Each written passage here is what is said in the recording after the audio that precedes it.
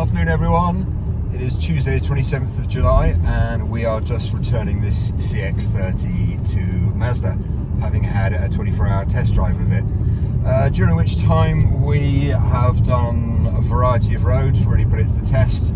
We've taken it to the Forest of Dean. The two boys and I put their bikes and the dog in the back, and it is not really designed as a load carrier. It's a small crossover stroke coupe, a bit almost like the Formentor I had on the channel last week. And yeah, it's a nice car, but to start off with, let's talk about the interior of the car.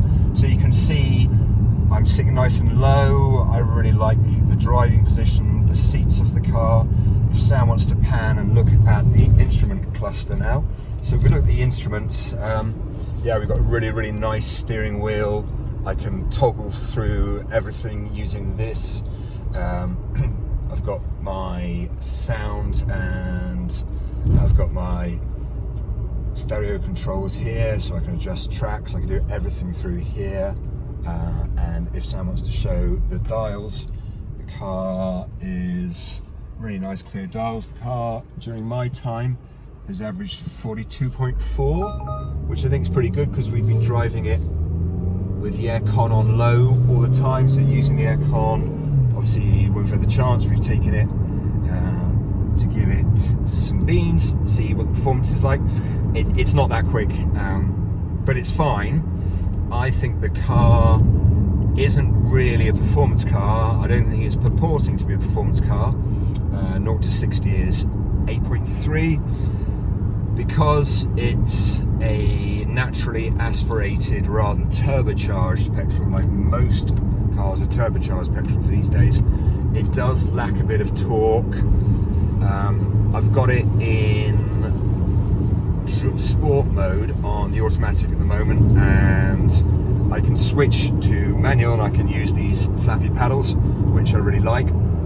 But I think it's better really being a Mazda as a manual. They couldn't loan me a manual for 24 hours, Mazda. They said when I go back to the dealership now, they're happy to give me a go in a Mazda manual for 20 minutes or so. But Mazda just make really good manual gearboxes. I've got an MX-5 already. I just love the rifle well gear change on the MX-5. But that's enough about that. The gearbox is fine. If you like an automatic, it's perfectly good. I go for a manual myself. So let's go around the cabin a bit more. I really like the mocha coffee coloured contrast. I think the standard of cabin quality is really good in this car. 2 weeks ago I had a BMW 1 Series M Sport on test, and that was great.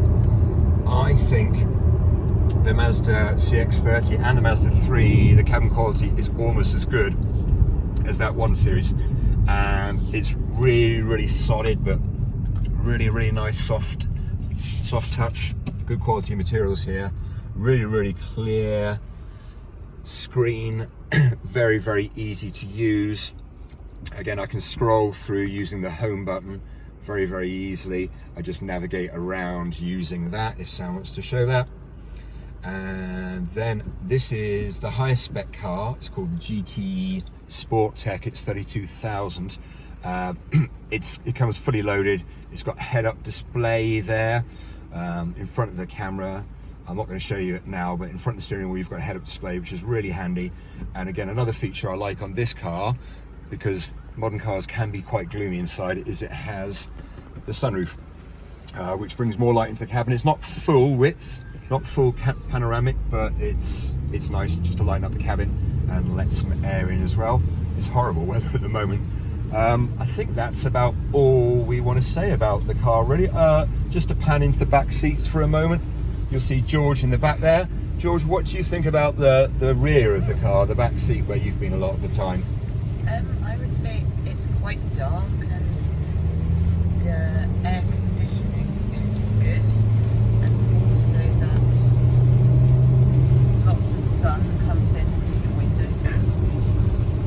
So just yeah, just the benefit of everyone. So George is saying It's quite dark in the back, and that's because of this thick rear C-pillar that I talked about, and also it's a high window line, which gives the car nice looks, makes it look like a coupe, but it does make it quite dark and gloomy. In fact, both boys were saying that they feel it's a bit more cramped than our Ibiza, which is a class down in size in terms of car. So I've sat in the back.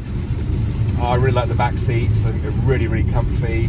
I like the vents, but if you're looking for a spacious crossover, you're probably better off looking at cars like the SkyActive, which would have a lot more room, or you could look at the Skoda Karoq as well.